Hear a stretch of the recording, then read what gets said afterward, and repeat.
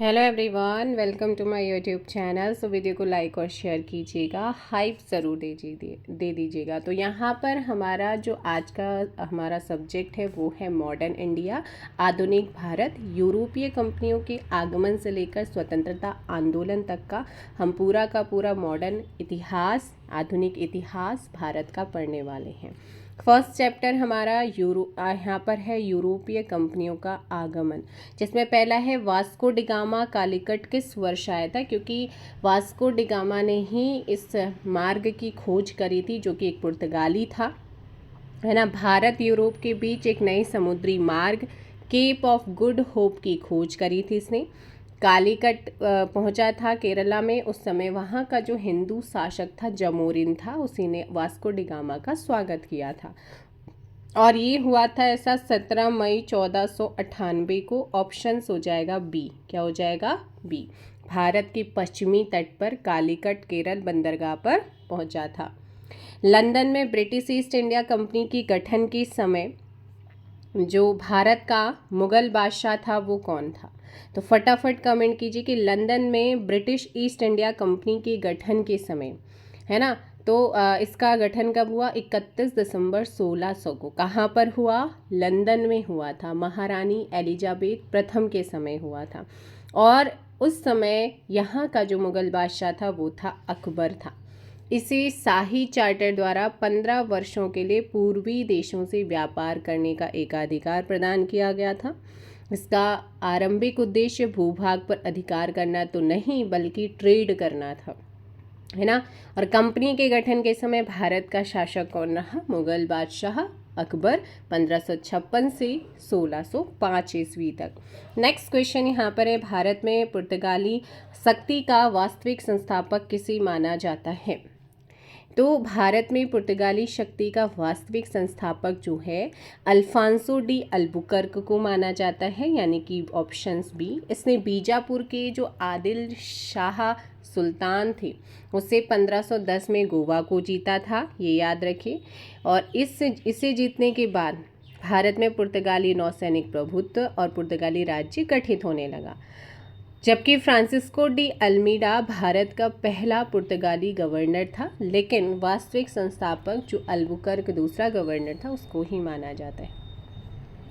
अब यहाँ पर सूची 1 को सूची 2 से मैच करना है सॉरी, फटाफट मैच कीजिएगा। जो आपका वास्को डिगामा था, है ना, वास्को डिगामा था, इसने क्या करा था? समुद्री यात्री था। कहाँ का? पुर्तगाल का था, राइट। कोलंबस की अगर हम बात करते हैं तो ये स्पेन का निवासी था और इसने अमेरिका में स्पेनिश उपनिवेशवाद की नींव रखी थी। तो कोलंबस का हो जाएगा आप लोगों का? स्पेन हो जाएगा। वहीं कैप्टन जेम्स कुक, ये ब्रिटेन का था, इसने ऑस्ट्रेलिया की खोज करी थी एक तरीके से, तो यहाँ पर हो जाएगा ब्रिटेन, है ना। और इसके अलावा तस्मान हॉलैंड का था, इसने न्यूजीलैंड की खोज करी थी, तो तस्मान हॉलैंड यहाँ पर हो जाएगा। अब ऑप्शंस में देखते हैं 2143 किस में आ रहा है? ऑप्शंस बी में आया है। नेक्स्ट क्वेश्चन है, मुगल दरबार में सन 1717 में भेजे गए अंग्रेज दूत मंडल का प्रमुख कौन था, जिसने मुगल सम्राट फर्रुखसियर से शाही फरमान प्राप्त किया था? तो ये था आपका कौन? जॉन सरमन था। कौन था? जॉन सरमन। इसके नेतृत्व में 1715 ईस्वी में कलकत्ता से दिल्ली में मुगल शासक फर्रुखसियर के दरबार में एक दूत मंडल भेजा गया। इस दूत मंडल में एडवर्ड स्टीफेंसन, विलियम हैमिल्टन, 2 चिकित्सक और ख्वाजा सईद नामक एक आर्मीनियाई द्विभाषिया शामिल था। नेक्स्ट क्वेश्चन यहाँ पर आता है कि ईस्ट इंडिया कंपनी का आरंभिक नाम क्या था? फटाफट कमेंट कर दीजिएगा कि जो ईस्ट इंडिया कंपनी थी इसका स्टार्टिंग में नाम क्या था? नारा क्या था? नारा था इसका भूभाग नहीं व्यापार, सिर्फ ट्रेड करने के उद्देश्य से आए थे, है ना। फिर अंग्रेजों ने भारत में अपना जो पहला व्यापारिक कारखाना 1613 में जहांगीर के शासनकाल में सूरत में गठित किया। अंग्रेजों ने पूर्वी भारत में अपना पहला व्यापारिक खाना जो है वो 1633 में उड़ीसा के बालेश्वर नामक स्थान पर इस्टेब्लिश किया। और दक्षिण भारत में इन्होंने अपना पहला जो कारखाना 1611 में खोला था मसूलीपट्टनम, अस्थायी तौर पर स्टैब्लिश किया था। उसके बाद परमानेंट किया था, आप जानते हैं, सूरत में। नेक्स्ट क्वेश्चन यहाँ पर है कि विलियम्स हॉकिंस किसके शासनकाल में मुगलों के पत्तनों पर व्यवसाय का अधिकार प्राप्त करने के लिए मुगल दरबार में आए थे? ऑप्शंस बी जहांगीर, है ना, जहांगीर। 1608 में विलियम्स हॉकिंस ब्रिटेन का सम्राट जेम्स फर्स्ट का राजदूत बनकर भारत आता है। मुगल बादशाह जहांगीर के शासनकाल में मुगलों के पत्तनों मतलब पोर्ट्स, है ना, बंदरगाह में व्यवसाय का अधिकार प्राप्त करने के लिए आता है वो, है ना। हॉकिंस से प्रसन्न होता है जहांगीर और 400 का मनसब और जागीर उसे प्रदान कर देता है, और ऐसा पद प्राप्त करने वाला विलियम हॉकिंस फर्स्ट पहला ब्रिटिश व्यक्ति था। जहांगीर ने ही हॉकिंस को इंग्लिश खान की भी उपाधि दी थी, यानी कि टाइटल दिया था। नेक्स्ट क्वेश्चन, निम्नलिखित में से किसे भारत में फ्रांसीसी कंपनी का संस्थापक माना जाता है? तो भारत में फ्रांसीसी कंपनी का संस्थापक किसको माना जाता है? कोलबर्ट को। किसको मानते हैं? कोलबर्ट को। फ्रांसीसी कंपनी 1664 में फ्रांस का सम्राट था लुईस 14, उसका मंत्री कोलबर्ट।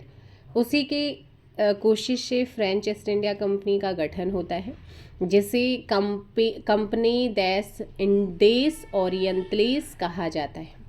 फ्रैंको कैरो के प्रयास से सूरत में 1668 में पहली फ्रांसीसी व्यापारी केंद्र गठित होता है। अगला क्वेश्चन है, प्रथम कर्नाटक युद्ध का कौन सा तात्कालिक कारण था? जो पहला कर्नाटक युद्ध हुआ था वो कब से कब तक चला? 1746 टू 1748, है ना। सेंट टोमे का युद्ध भी इसको कहा जाता है। इसका जो रीज़न था तत्कालिक, फ्रांसीसी जहाज़ों का एक अंग्रेजी अधिकारी कैप्टन बर्नेट के द्वारा अधिग्रहण कर लेना। तो यहाँ पर कौन सा ऑप्शन हो जाएगा? अंग्रेजों द्वारा फ्रांसीसी जहाज़ों का अधिग्रहण करना।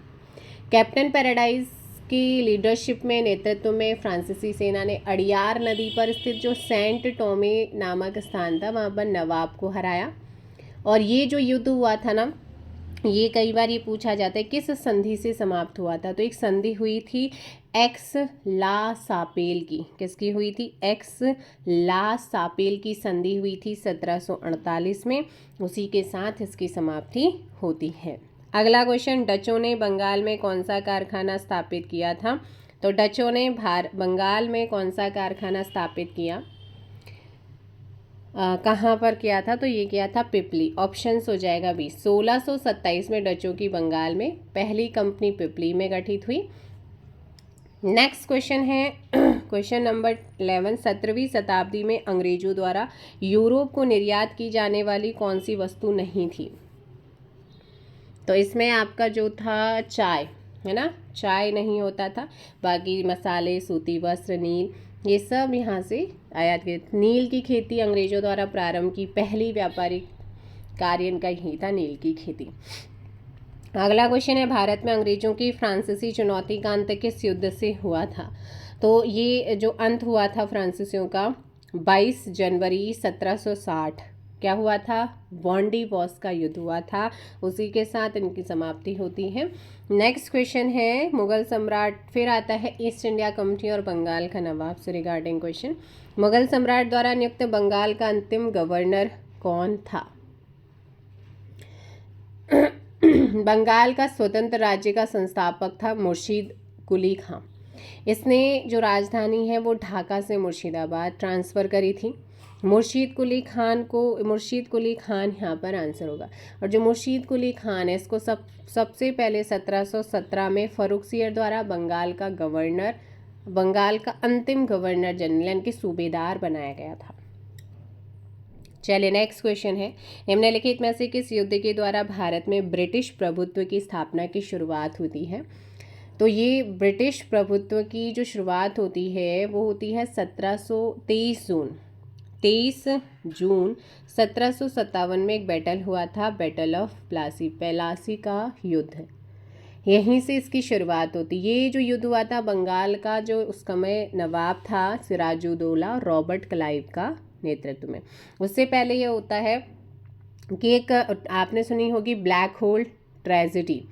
उसमें जो सिराजुद्दौला है, अंग्रेज़ों के बच्चे बूढ़े जवान हर किसी को 146 लोग थे जिनको वो क्या करता है, उस काल कोठरी में बंद कर देता है ना। वहाँ खाना 24 घंटा अगर एक काल कोठरी में बंद कर दिया, ना हवा जा रही है ना कुछ है, तो भाई क्या होगा, सांस घुटने लगेगी। तो उसमें मैक्सिमम ख़त्म हो गए थे। तब इस बात की जान, जब उसमें से 23 बचे थे, तो जब उन्होंने जाकर वहाँ पे रॉबर्ट क्लाइव को सारी कहानी बताई, उसके बाद ही ये सारी घटना होती, फिर ये बैटल होता है। ठीक है। नेक्स्ट क्वेश्चन यहाँ पर है, निम्नलिखित में से किसे स्वर्ग से उत्पन्न सेना नायक कहा गया है? रॉबर्ट क्लाइव को कहा गया है, जो कि बंगाल का पहला गवर्नर, प्लासी के युद्ध के बाद बंगाल का पहला गवर्नर बनता है। इसने बंगाल में द्वैध शासन लागू किया था, जिसे वॉरेन हेस्टिंग ने 1772 में समाप्त किया। विलियम पिट ने रॉबर्ट क्लाइव को स्वर्ग से उत्पन्न सेनानायक यानी कि जनरल, हेवन बॉर्न जनरल कहा था। बक्सर के युद्ध के समय बंगाल का नवाब कौन था? 22 अक्टूबर 1764 बक्सर का युद्ध होता है। ईस्ट इंडिया कंपनी है ना, मीर जाफर बक्सर के युद्ध के समय बंगाल का नवाब था। तो 1764 में ईस्ट इंडिया कंपनी की हेक्टर मुनरो और मुगल और नवाबों की सेनाओं के मध्य ये लड़ा गया था। बंगाल का नवाब मीर कासिम है ना, और अवध का नवाब सुजाउद्दौला, मुगल बादशाह शाह आलम, इन तीनों की संयुक्त सेना अंग्रेजी कंपनी के विरुद्ध लड़ रही थी, जिसमें अंग्रेज जीत जाते हैं, है ना। तो यहाँ पर ऑप्शन हो जाएगा मीर जाफर था। नेक्स्ट क्वेश्चन है, निम्नलिखित में से कौन सा युग्म सही सुमेलित है? कौन सा सही सुमेलित है? चिलियावाला का युद्ध जो है वो डलहौजी के विरुद्ध, ये आपका गलत है, बिकॉज अंग्रेजों और सिखों के बीच हुआ था 13 जनवरी 1849 में। खुर्जा का युद्ध जो हुआ था 1765 में निज़ाम और मराठों के बीच में हुआ। वांडीवॉश का युद्ध फ्रांसीसी और ईस्ट इंडिया, बिल्कुल ऑप्शन सी है, 22 जनवरी 1760 में। बक्सर का युद्ध हुआ था किसमें? इसमें आपका बंगाल का नवाब मीर कासिम और अंग्रेज हेक्टर मुनरो के बीच में हुआ था, ना कि रॉबर्ट क्लाइव में। तो यहाँ पर फिर ये गलत है, क्योंकि 22 अक्टूबर 1764। नेक्स्ट क्वेश्चन, सिराजुद्दौला ने 1756 में अंग्रेजों को हराकर किस शहर पर अधिकार प्राप्त कर लिया था? तो इसने किया था कलकत्ता पर। कहाँ पर किया? कलकत्ता। सिराजुद्दौला ने कलकत्ता का नाम बदलकर अलीनगर रखा। उसके प्रबंधन का कार्य अपना एक अधिकारी हुआ करता था माणिक चंद्र, उसको सौंप दिया था। ठीक है। नेक्स्ट क्वेश्चन है, ब्लैक होल घटना, अभी आपको बताया था। ब्लैक होल घटना जो है, घटना का विवरण हमें एक अंग्रेज से प्राप्त होता है, वह कौन है?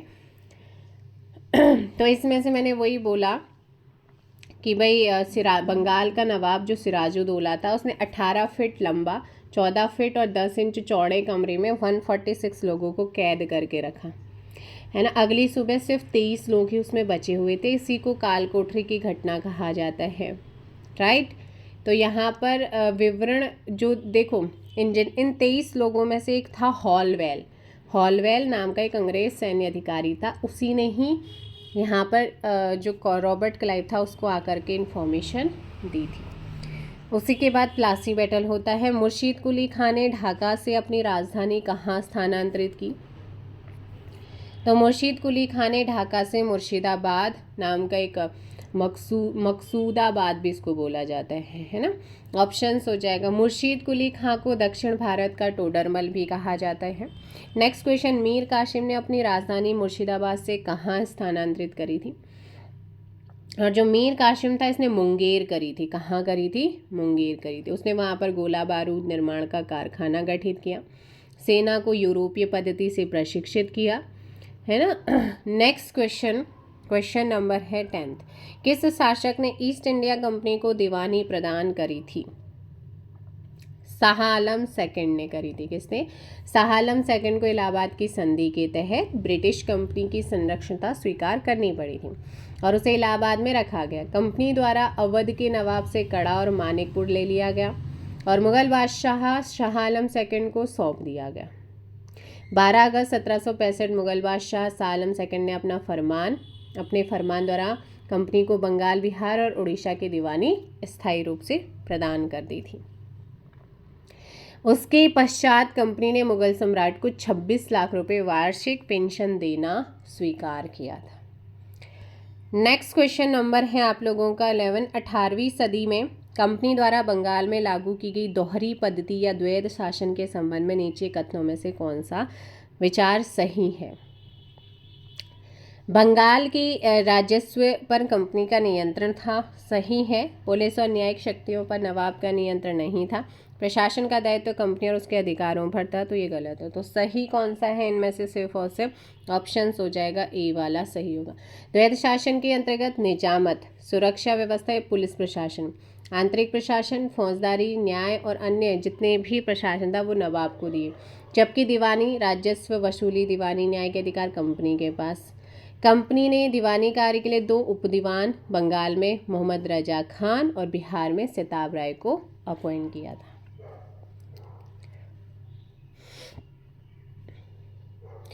तो यहाँ पर नियंत्रण नहीं था, सिर्फ उस पर उस चीज़ को, है ना, मैंने कहा क्या, पुलिस और न्यायिक, तो न्यायिक तो था ही नहीं, तो इसलिए गलत है। नेक्स्ट क्वेश्चन, इसलिए ऑप्शन ए क्या हो जाएगा? सत्य है। अगला क्वेश्चन है यहाँ पर, वर्ष 1765 में बंगाल, बिहार, उड़ीसा की दीवानी प्रदान किए जाने के बाद अंग्रेज सर्वप्रथम किस पर्वतीय जनजाति के संपर्क में आए थे?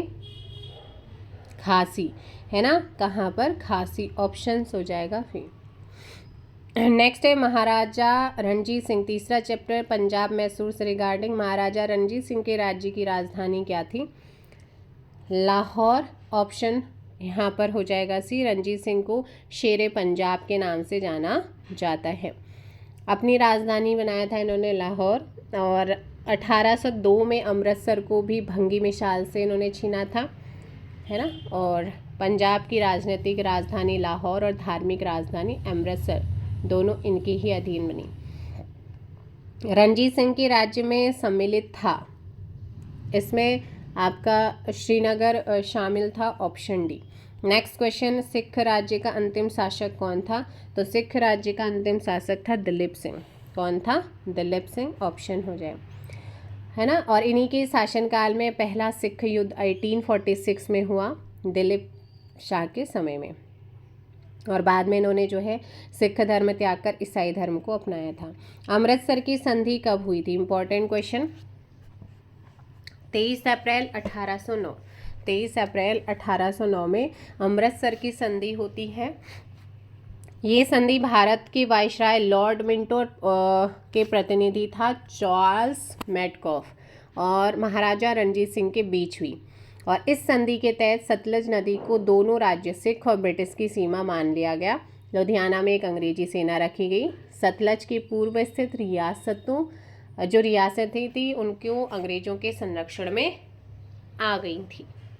नेक्स्ट क्वेश्चन नंबर 5 इम्पॉर्टेंट है। टीपू सुल्तान ने अपनी राजधानी किसको बनाया था? तो टीपू सुल्तान ने श्रीरंगपट्टनम को, कर्नाटका। नेक्स्ट क्वेश्चन, अंग्रेजों ने श्रीरंगपट्टनम की संधि किसके साथ की थी? टीपू सुल्तान के साथ करी थी 18 मार्च 1792 को। और ये जो संधि हुई थी ना, तीसरा आंग्ल मैसूर युद्ध हुआ था, उसी के समय हुई थी। टीपू सुल्तान की मृत्यु कब हुई थी? फटाफट कमेंट कीजिएगा, टीपू सुल्तान की मृत्यु कब हुई थी? ऑप्शंस बी 1799, 4 मई 1799, चौथा आंग्ल मैसूर युद्ध के दौरान लड़ते हुए उसकी मृत्यु हुई थी। मैसूर का शेर के रूप में इसको जाना जाता है। नेक्स्ट क्वेश्चन, अंग्रेजों की पंजाब विजय के संदर्भ में निम्न का संदर्भ में विचार कीजिए और सही कथनों में से कौन सा सही है? 1845 में प्रथम आंग्ल सिख युद्ध हुआ और खालसा की हार के साथ युद्ध समाप्त हुआ, बिल्कुल सही है। पंजाब पर जिस समय अंग्रेजों का कब्जा हुआ उस समय लॉर्ड डलहौजी भारत का गवर्नर जनरल था, बिल्कुल सही है। 1848 में पंजाब ने अंग्रेजों के विरुद्ध कई विद्रोह हुए और उसके बाद द्वितीय आंग्ल सिख युद्ध हुआ, तो ये भी यहाँ पर सही है। ऑप्शन हो जाएगा all of this, option D. Next question है, निम्नलिखित में से किसने कहा था ईश्वर की इच्छा थी कि मैं सब धर्मों को एक निगाह से देखूं, इसलिए उसने दूसरी आंख की रोशनी ले ली? Maharaja Ranjit Singh, option C. Next है, निम्नलिखित में से कौन सुमेलित नहीं है? इंपॉर्टेंट क्वेश्चन है। देखो, पहला आंग्ल मैसूर युद्ध हुआ था 1767 से 69। ये युद्ध 4 अप्रैल 1769 में मद्रास की संधि के द्वारा समाप्त होता है और अंग्रेज गवर्नर वेल्लेस था, तो ये वाला सही है। सेकंड 1780 से 84 और 1784 में मंगलौर की संधि के साथ समाप्त, और उस समय अंग्रेज गवर्नर जनरल वॉरेन हेस्टिंग था। तीसरा जो हुआ था वो 1790 से 92 हुआ था। श्रीरंगपट्टनम की संधि हुई थी 1792 में, और उसी के साथ इसकी समाप्ति होती है, और अंग्रेज गवर्नर जनरल था लॉर्ड कॉर्नवालिस। चौथी जो हुई थी ना वो 1799 में हुई। अंग्रेज गवर्नर लॉर्ड वेलेजली था, और यह निर्णायक युद्ध था जिसमें मैसूर की हार होती है। नेक्स्ट क्वेश्चन, कॉर्नवालिस ने टीपू सुल्तान के विरुद्ध जो त्रिदलीय गुट बनाया उसमें शामिल थे। इसमें अंग्रेज, निज़ाम और मराठा, ऑप्शन हो जाएगा ए। नेक्स्ट क्वेश्चन है आपका 12th, मद्रास का गवर्नर कौन था जिसने टीपू सुल्तान के साथ मंगलौर की संधि की थी? तो ये आपका लॉर्ड मैकार्टने। कौन था? लॉर्ड मैकार्टने, ऑप्शंस हो जाएगा ए। नेक्स्ट हमारा क्वेश्चन आता है गवर्नर जनरल एंड वाइसराय से रिगार्डिंग। भारत का पहला भारतीय गवर्नर जनरल कौन था? पहला भारतीय पूछा है। चक्रवर्ती राजगोपालाचारी, यानी कि यहाँ पर ऑप्शन हो जाएगा सी, राजगोपालाचारी। वे स्वतंत्र भारत की दूसरी गवर्नर जनरल और पहली भारतीय गवर्नर जनरल थे। दक्षिण भारत में कांग्रेस के प्रमुख नेता। 1937 में प्रांतीय चुनाव में मद्रास प्रांत की प्रधानमंत्री भी चुने गए। स्वतंत्र भारत के प्रथम गवर्नर जनरल अगर आपसे पूछता है लॉर्ड माउंटबेटन, और इंडियन या भारतीय पूछा जाता है तो फिर राजगोपालाचारी आएंगे। बंगाल का प्रथम गवर्नर जनरल कौन था? 1773 का रेगुलेटिंग एक्ट के according east India company Bharat में जो है उसके अंतर्गत बंगाल का पहला गवर्नर जनरल वॉरेन हेस्टिंग्स को बनाया जाता है। नेक्स्ट क्वेश्चन नंबर है 3rd, सबसे अधिक समय तक भारत का वाइसराय कौन था? कर्जन। कौन था? Lord Curzon. 1899 से 1905 भारत का सर्वाधिक अलोकप्रिय, प्रसिद्ध नहीं था ये। इसी के समय में बंगाल का विभाजन 1905 हुआ। कर्जन ने एक सिंचाई आयोग, एक पुलिस आयोग का गठन, रेलवे का सर्वाधिक विकास कर्जन के समय हुआ। भारत में सर्वाधिक समय तक रहने वाला जो था वो लॉर्ड लिनलिथगो वाइसराय है ना। वाइसराय लंबे समय तक जो यहाँ पे रहा 1936 से 44, वो वाइसराय लिनलिथगो था। नेक्स्ट है, महारानी विक्टोरिया को भारत की सम्राज्ञी घोषित किया गया 1858। इम्पॉर्टेंट क्वेश्चन है ना। 1 जनवरी 1877 में दिल्ली दरबार में केसर हिंद की उपाधि प्रदान की गई थी आयोजित, और साथ ही इसमें सम्राज्ञी द्वारा घोषणा भी की गई कि स्थानीय राजाओं के अधिकार, गौरव, सम्मान को वह अपने सम्मान के बराबर ही मानती हैं। 1858 ध्यान रखिए, ऑप्शंस हो जाएगा ए। भारत का अंतिम वाइसराय कौन था? तो भारत का अंतिम वाइसराय था लॉर्ड माउंटबेटन, है ना। लॉर्ड माउंटबेटन, ध्यान रखिएगा। 1858 को महारानी विक्टोरिया का घोषणा पत्र इलाहाबाद में किसने पढ़कर सुनाया था? 1 नवंबर 1858 को जो इलाहाबाद में आयोजित दरबार में लॉर्ड कैनिंग, ऑप्शंस बी, क्या हो जाएगा? Lord Canning. नेक्स्ट क्वेश्चन है, लॉर्ड कॉर्नवालिस की कब्र कहाँ स्थित है? गाजीपुर में। कहाँ पर है? गाजीपुर, ऑप्शंस हो जाएगा यहाँ पर। नेक्स्ट क्वेश्चन, क्वेश्चन नंबर 8, किस कंपनी ने सर्वप्रथम भारत में रेल यात्रा प्रारंभ की थी? 16 अप्रैल 1853 मुंबई के बोरी बंदर स्टेशन, आधुनिक करंट में शिवाजी टर्मिनल से थाने के मध्य चली थी great Indian peninsula railway. Options हो जाएगा यहाँ पर बी। नेक्स्ट क्वेश्चन, जब नेपोलियन की शक्ति के सामने यूरोप में साम्राज्य धराशायी हो रहे थे तब किस गवर्नर जनरल ने भारत में ब्रिटिश पताका फहराए रखी? Option C Lord Wellesley. किसने? लॉर्ड वेलेजली ने। किस वायसराय की हत्या अंडमान निकोबार द्वीप समूह में जब वे भ्रमण कर रहे थे एक दंडित अपराधी द्वारा की गई थी? Option C Lord Mayo. किसकी? Lord Mayo. और लॉर्ड मेयो वही है इसी के समय में कृषि विभाग 1872 में गठित हुआ था और इसी के समय 1872 में पहली जनगणना भी शुरू हुई थी। नेक्स्ट क्वेश्चन है, आंग्ल नेपाल युद्ध किसके शासनकाल में हुआ था? लॉर्ड हेस्टिंग के समय, और सुगोली की संधि के साथ इसकी क्या होती है? समाप्ति होती है। अगला क्वेश्चन है, किस गवर्नर जनरल ने भारत में दास प्रथा को समाप्त किया था? तो दास प्रथा को समाप्त किया था लॉर्ड एलन ने। ऑप्शंस हो जाएगा बी, है ना। नेक्स्ट क्वेश्चन नंबर है 13, तृतीय आंग्ल मराठा युद्ध किससे संबंधित है?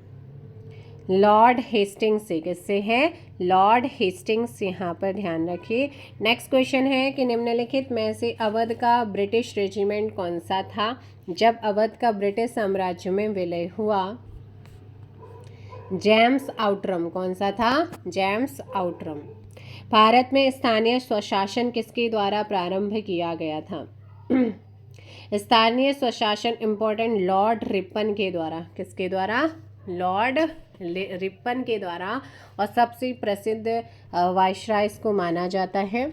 नेक्स्ट क्वेश्चन नंबर है 16, सती प्रथा पर प्रतिबंध किसने लगाया था? भारत का पहला गवर्नर जनरल था विलियम बेंटिक। इसी ने जो है सती प्रथा, ऑप्शन हो जाएगा यहाँ पर सी, और राजा राममोहन राय के प्रयासों के बावजूद। निम्न में से किसने सहायक संधि को स्वीकार नहीं किया था? तो देखो भाई, सहायक संधि को जिसने स्वीकार नहीं करा था वो थे इंदौर के होलकर। बाकी हैदराबाद के निजाम, जोधपुर के राजपूत, मैसूर के शासक, इन्होंने स्वीकार किया था। इंदौर के होलकरों ने स्वीकार नहीं किया। ब्रिटिश भारत की राजधानी का कलकत्ता से दिल्ली हस्तांतरण किसके शासनकाल में हुआ? Lord Harding. ऑप्शंस हो जाएगा बी।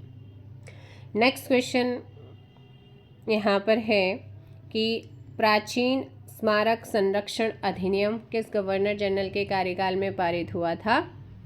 Lord Curzon. क्या हो जाएगा? Lord Curzon.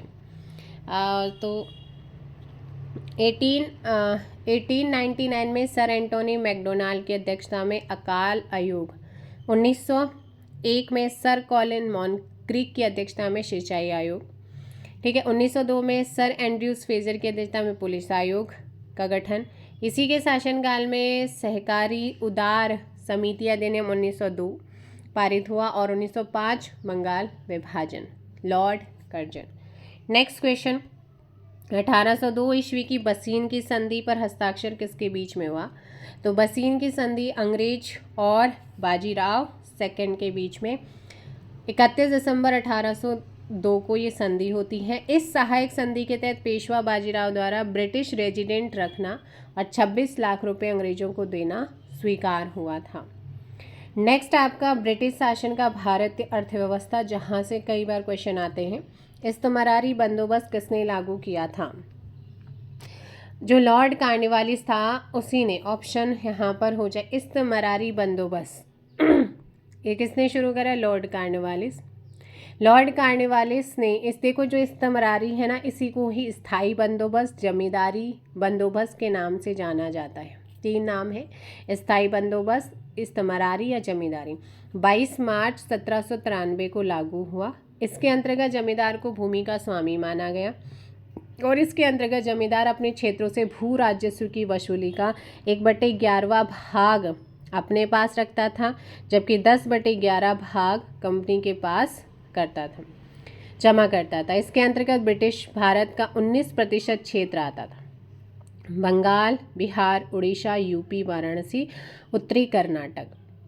ये बहुत इंपॉर्टेंट है। इस्तेमरारी स्थायी बंदोबस्त या जमींदारी, इसमें जमींदार प्रमुख होता था, भूमि का स्वामी होता था। Lord Cornwallis 1793।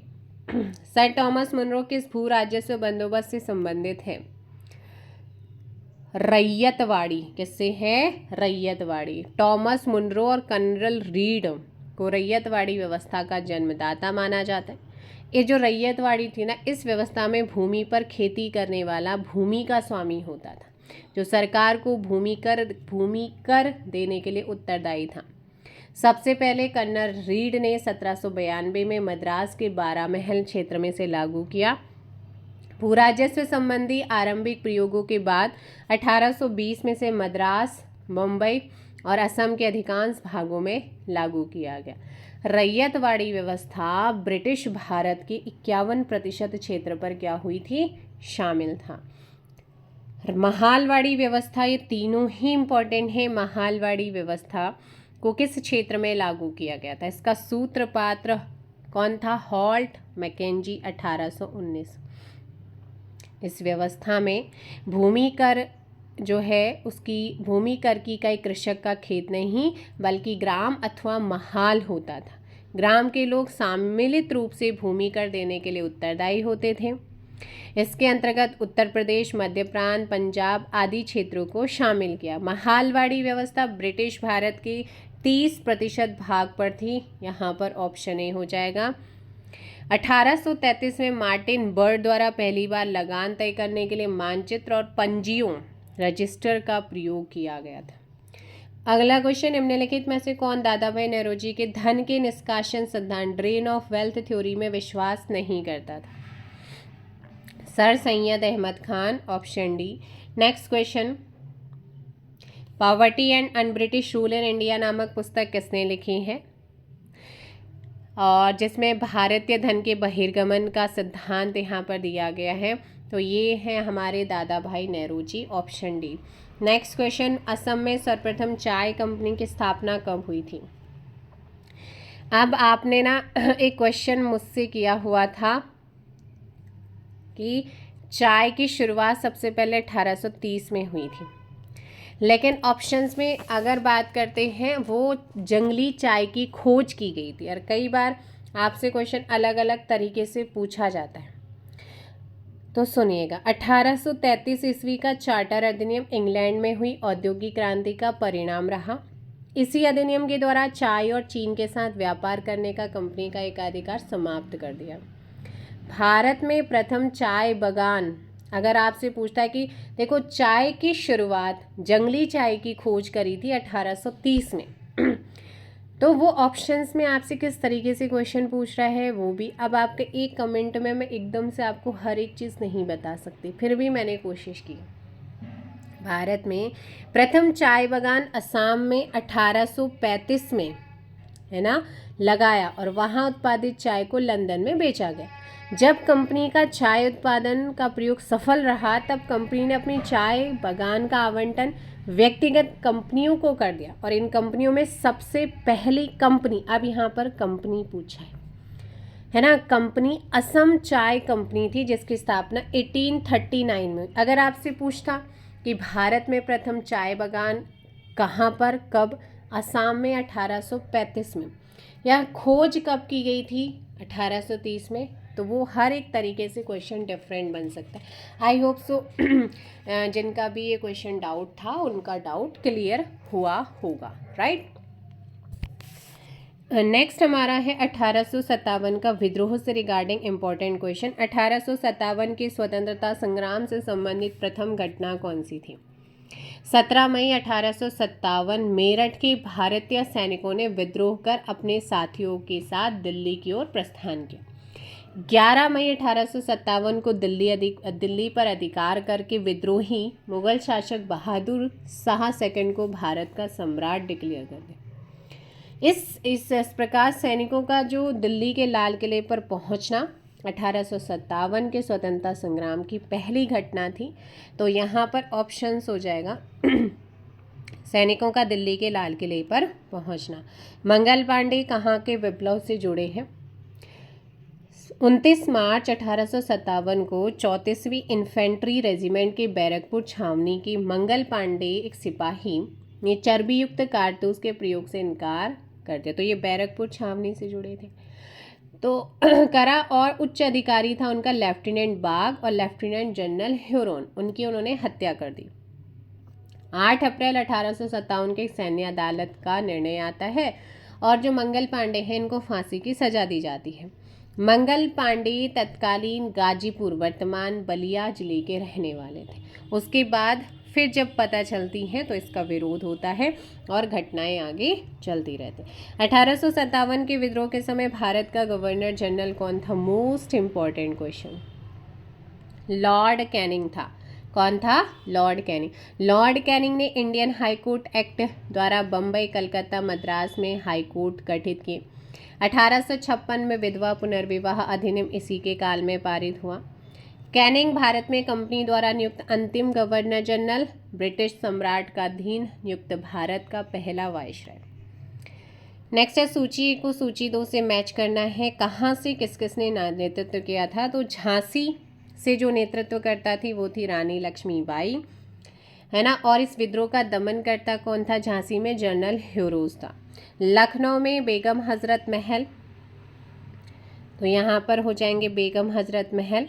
और यहाँ पर जो दमन करता कॉलिन कैंपबेल था।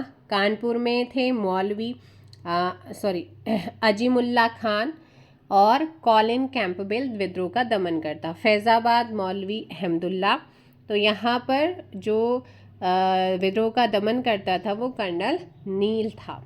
ऐसे में 4321 ऑप्शन हो जाएगा ए। नेक्स्ट क्वेश्चन है व्यपगत का सिद्धांत, डॉक्ट्राइन ऑफ लैप्स किससे संबंधित है? राज्य की हड़प नीति, लॉर्ड डलहौजी, ऑप्शन सी। इस नीति के अनुसार अंग्रेजों की अनुमति के बिना कोई भी भारतीय रजवाड़ा अपना उत्तराधिकारी गोद नहीं ले सकता था। सहमति प्राप्त न होने की स्थिति में उसे ब्रिटिश राज्य में विलय कर लिया जाता था। व्यपगत सिद्धांत के द्वारा जो राज्य विलय किए गए थे, मर्ज किए गए थे, बहुत इंपॉर्टेंट है। व्यपगत सिद्धांत के अंतर्गत जिन राज्यों का विलय किया गया उसमें सबसे पहले 1848 में हुआ था सतारा, और ये कई बार एग्जाम्स में आया है भाई, यूकेपीएससी, यूके याद रखना। फिर जैतपुर 1849 में, झांसी 1853 और नागपुर 1854 में। तो ये हर एक पॉइंट इम्पोर्टेंट है। 1857 की क्रांति में बिहार में विद्रोह का प्रमुख केंद्र कौन सा था? क्वेश्चन नंबर 6 ऑप्शन डी हो जाएगा, जगदीशपुर था। कौन सा था? जगदीशपुर, आप लोग ध्यान रखिएगा। और यहाँ पर जो नेतृत्व करता थे वो कुंवर सिंह थे। ठीक है, नेक्स्ट क्वेश्चन यहाँ पर आता है 1857 के बरेली विद्रोह का नेता कौन था? तो बरेली विद्रोह का नेता थे खान बहादुर खान। कौन थे? खान बहादुर खान, ऑप्शन सी यहाँ पर करेक्ट होगा। नेक्स्ट क्वेश्चन, भारतीय स्वाधीनता आंदोलन का सरकारी इतिहासकार कौन है? तो ये है आपके सुरेंद्रनाथ सेन को, है ना, SN सेन, ऑप्शन हो जाएगा सी। नेक्स्ट क्वेश्चन, इनकी पुस्तक है 1857, ठीक है, 1857 SN सेन के अकॉर्डिंग 1857 का विद्रोह धार्मिक आंदोलन के रूप में प्रारंभ हुआ था, किंतु इसका समापन स्वतंत्रता संग्राम के रूप में हुआ। अगर उसी समय सबने मिलकर काम किया होता तो तभी आज़ाद हो जाते। निम्न में से कौन 1857 के विद्रोह में अंग्रेजों का कट्टर दुश्मन था? मौलवी अहमदुल्ला शाह, फैज़ाबाद उत्तर प्रदेश में नेतृत्व करता रहे हैं, ऑप्शन हो जाएगा यहाँ पर ए। नेक्स्ट है प्रसिद्ध उर्दू शायर मिर्जा गालिब का मूल निवास आगरा। नेक्स्ट क्वेश्चन नंबर 11, महारानी विक्टोरिया ने भारतीय प्रशासन को ब्रिटिश ताज के नियंत्रण में लेने की घोषणा कब करी थी? तो ये मोस्ट इम्पॉर्टेंट क्वेश्चन एग्जाम्स में आया हुआ है, तो ये करी थी, यहाँ पर ध्यान रखिएगा, 1 नवंबर 1858। 1857 के विद्रोह के असफल होने के बाद ब्रिटिश क्राउन ने 1 नवंबर 1858 को कंपनी से भारत पर शासन करने के सभी अधिकार नियंत्रण में लेने की घोषणा करी थी और इस उद्घोषणा को लॉर्ड कैनिंग ने इलाहाबाद में आयोजित दरबार में पढ़ा था। नेक्स्ट क्वेश्चन है, निम्नलिखित में से कौन असम में 1857 की क्रांति का नेतृत्व करता था? दीवान मनीराम दत्त, है ना, दीवान मनीराम दत्त। वहाँ के अंतिम राजा के पौत्र यानी कि पोते कदम्बेश्वर सिंह को राजा घोषित किया गया, लेकिन ये विद्रोह भी सफल नहीं हुआ। दीवान मनीराम दत्त को कलकत्ता में फांसी दे दी जाती है। 1857 के स्वतंत्रता संग्राम में किस राजवंश ने अंग्रेजों की सर्वाधिक सहायता करी थी? बेदी तो घर के अंदर ही होता है, वही चीज़ हो गई ना। तो यहाँ पर ग्वालियर की जो सिंधिया थी, है ना, 1857 का विद्रोह का स्वरूप मुख्यतः समानतावादी था, जिसमें कुछ राष्ट्रवाद के तत्व विद्यमान थे। अवध, रुहेलखंड, उत्तर भारत के सामंतवादी, और जबकि पटियाला, जिंद, ग्वालियर, हैदराबाद रियासतों ने ब्रिटिश साम्राज्य का साथ दिया। तो यहाँ पर ग्वालियर हो जाएंगे।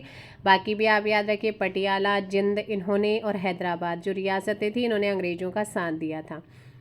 और कैनिंग ने इसके विषय में कहा भी था, यदि सिंधिया भी विद्रोह में सम्मिलित हो जाए तो मुझे कल ही बोरिया बिस्तर समेट कर वापस। तो वही चीज़ है, भेदी तो घर के अंदर थी, बाहर वालों को क्या ही गए ना। आधुनिक भारत में शिक्षा एवं प्रेस का विकास रिगार्डिंग क्वेश्चन। भारत का पहला समाचार पत्र आपसे पूछता है, 1780 में आया था, जेम्स अगस्टस हिक्की के द्वारा, अंग्रेजी भाषा में निकाला गया, बंगाल गजट। हाँ जी, आपके एग्ज़ाम्स में द बंगाल गजट इसी को लेकर के क्वेश्चन बना हुआ था इस बार। भारत का पहला समाचार पत्र था, अंग्रेजी में था, पर इसका साप्ताहिक पत्र था, कलकत्ता से प्रकाशन होता था, है ना। चलेगा। नेक्स्ट क्वेश्चन है यहाँ पर, निम्न में से किसने सर्वप्रथम प्रेस सेंसरशिप लागू की थी? 1799 में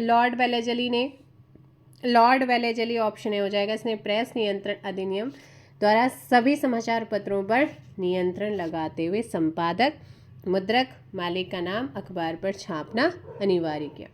इसी के साथ समाचार पत्रों पर युद्धकालीन सेंसरशिप भी लागू कर दी। 1807 में इस अधिनियम का विस्तार पत्रिकाओं, पैम्फलेट और पुस्तक सभी पर लागू हो जाता है।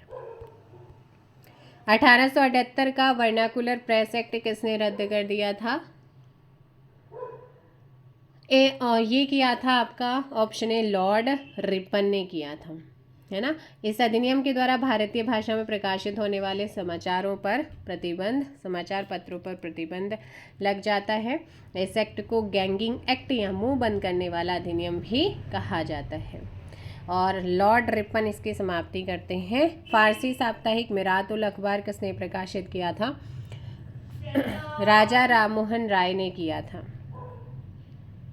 फारसी साप्ताहिक मिरातुल अखबार किसने प्रकाशित किया था? राजा राममोहन राय ने। सर्वप्रथम राष्ट्रीय प्रेस की स्थापना का श्रेय इनको दिया जाता है। 1821 में साप्ताहिक पत्र संवाद कौमुदी और 1822 में फारसी पत्र मिरात उल अखबार का प्रकाशन भारत में प्रगतिशील राष्ट्रवादी समाचार पत्रों का शुभारंभ इनके द्वारा किया गया है।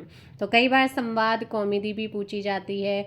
ये आपका मिरात उल अखबार किस प्रकार का था? फारसी, याद रखना है, फारसी, है ना। इंडियन मिरर अखबार का प्रकाशन कहाँ से शुरू हुआ? 1861 में संपादक देवेंद्रनाथ टैगोर और मनमोहन घोष के द्वारा किया गया। कलकत्ता बंगाल, है ना, कलकत्ता बंगाल से शुरू हुआ। तत्पश्चात में ये ब्रह्म समाज का मुख्य पत्र भी बना। इसे अंग्रेजी का प्रथम दैनिक समाचार पत्र होने का गौरव भी प्राप्त है। गदर पत्र का प्रथम अंक निम्नलिखित में से किस भाषा में प्रकाशित हुआ? 1913 से हिंदुस्तान गदर पार्टी द्वारा गदर पत्र, जो कि साप्ताहिक था, है ना, इसका प्रकाशन हुआ। इसका पहला अंक था उर्दू में, उसके बाद गुरुमुखी, हिंदी, मराठी, अंग्रेजी और गुजराती में।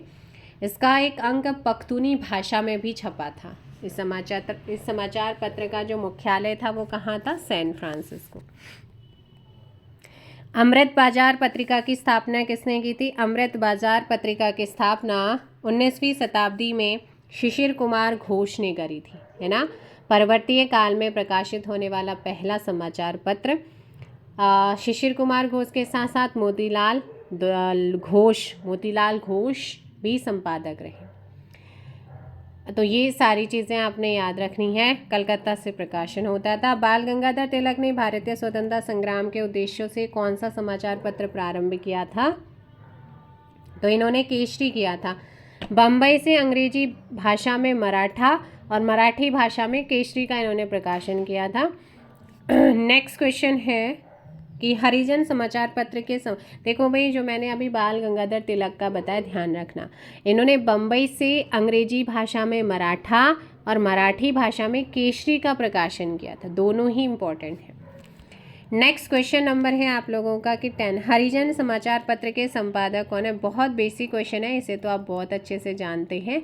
तो यहाँ पर आपका सही आंसर क्या हो जाएगा? गांधी जी, है ना। 11 फरवरी 1933 को यरवदा जेल, पुणे महाराष्ट्र से इन्होंने प्रकाशित किया, हिंदी भाषा में था।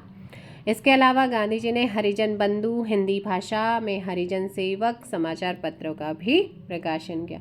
एक साप्ताहिक पत्रिका के रूप में यंग इंडिया का प्रकाशन किया था।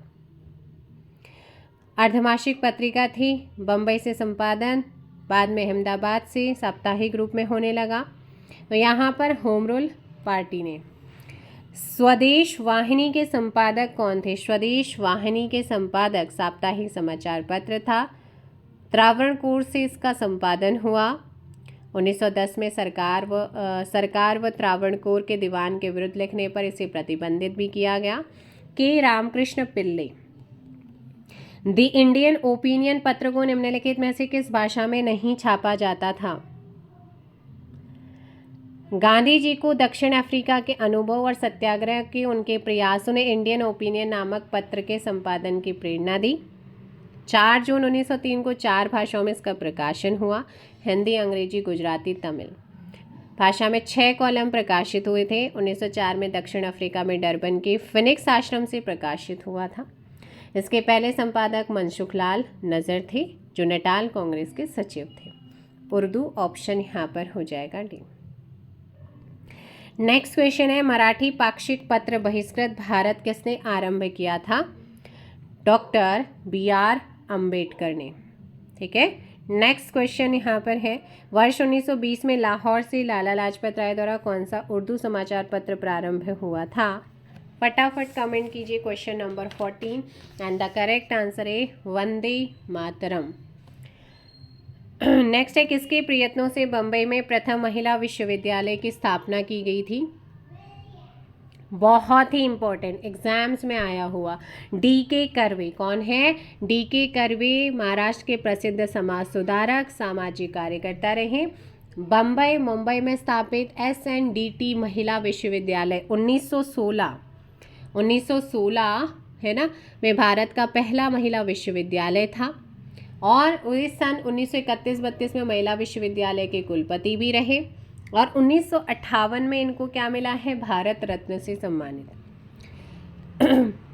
Deccan educational society, most important, Deccan educational society की स्थापना किसने करी थी? 1880 में विष्णु शास्त्री चिपलूणकर, है ना, और बाल गंगाधर तिलक के न्यू इंग्लिश स्कूल पुणे के साथ इसकी शुरुआत 1884 में औपचारिक रूप में हुआ। इस संस्था के संस्थापकों में न्यायमूर्ति गोविंद रनाडे प्रमुख थे और इसका जो मुख्यालय है मुंबई। तो यहाँ पर ऑप्शन है, तो मैंने क्या बोला? 1880 में डेक्कन एजुकेशन सोसाइटी की स्थापना में विष्णु शास्त्री चिपलूणकर और बाल गंगाधर तिलक की न्यू इंग्लिश स्कूल पुणे के साथ शुरुआत हुई और 1884 में ऑफिशियल रूप में, और प्रमुख यहाँ पे जो संस्थापक हैं वो न्यायमूर्ति गोविंद रनाडे। तो ऑप्शन हो जाएगा ए। नेक्स्ट क्वेश्चन यहाँ पर सूची 1 को सूची 2 से मैच करना है। समाचार पत्र और संस्थापक। हिंदू समाचार पत्र की शुरुआत 1878 मद्रास से हुई जी सुब्रमण्यम अय्यर के द्वारा। तो यहाँ पर हो जाएगा थर्ड और सिर्फ ऑप्शन डी में है, वैसे तो एलिमिनेट हो। सुधारक समाचार पत्र की बात करते हैं, गोपाल कृष्ण गोखले जी आ जाएंगे। और वहीं अगर हम बात करते हैं वॉइस ऑफ इंडिया का संपादन दादा भाई नौरोजी जी ने करा था। बंगाली की हम बात करते हैं तो बंगाली संपादक SN बैनर्जी। ऑप्शन यहाँ पर फिर आपका ऑप्शन डी। यह जो ये थे ना बंगाली, ये था बंगाली वाला था, ये आपका अंग्रेजी में प्रकाशित होती थी। बंगाली समाचार पत्र का दृष्टिकोण कैसा था? उदारवादी। सूची 1 को सूची 2 से मैच करना है। फिर से आप लोगों के यहाँ पर आ गए हैं समाचार पत्र। प्रारंभ करने वाला व्यक्ति बॉम्बे क्रॉनिकल, फिरोज शाह मेहता थर्ड हो जाएगा। ऑप्शन सी सीधे सीधे एलिमिनेट। आगे देखते हैं न्यू इंडिया, कॉमनवेल्थ है ना, तो यहाँ पर कॉमनवेल्थ और एक और हुआ करता था न्यू इंडिया, इसका एनी बेसेंट थी। लीडर की बात करते हैं तो लीडर मदन मोहन मालवीय जी आ जाएंगे और सर्चलाइट जो है वो सच्चिदानंद सिन्हा आ जाएंगे। तो और ना मैंने कहा न्यू इंडिया और कॉमनवेल्थ एनी बेसेंट रही हैं। नेक्स्ट है कालिदास की प्रसिद्ध रचना अभिज्ञान शाकुंतलम का सर्वप्रथम अंग्रेजी में अनुवाद किसने किया था? सर विलियम जोन्स ने किया था। किसने किया था? Sir William Jones. Sir William John Warren Hastings के कार्यकाल में कलकत्ता उच्चतम न्यायालय के न्यायाधीश अपॉइंट हुए। उनकी प्रेरणा पर 1784 में ही बंगाल एशियाटिक सोसाइटी का गठन। इस संस्था ने एशियाटिक रिसर्चेज नाम का एक पत्रिका के माध्यम से भारत के अतीत को प्रकाश में लाने का काम किया। एशियाटिक सोसाइटी ऑफ बंगाल का उद्देश्य एशिया के इतिहास, कला, विज्ञान, साहित्य, पुरावशीष के विषय में खोज करना रहा है।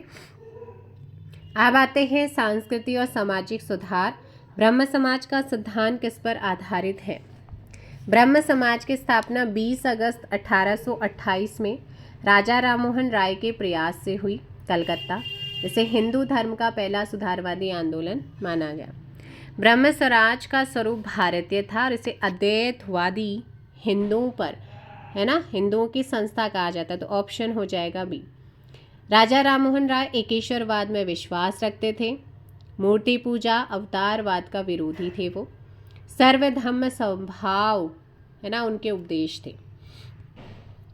निम्न महापुरुषों में से कौन भारतीय राष्ट्रवाद का जनक माना जाता है? तो ये है राजा राममोहन राय। 1829 में इन्हीं की प्रयासों के फलस्वरूप विलियम बेंटिक ने सती प्रथा का अंत करा था 1829 में। और ये सती प्रथा के अंत के काम में 1818 से लगे हुए थे। और जो अकबर सेकंड था ना, मुगल शासक, उसने राजा की उपाधि इनको दी थी, राममोहन राय को। ये कई बार पूछा जाता है। प्रार्थना समाज का संस्थापक कौन था?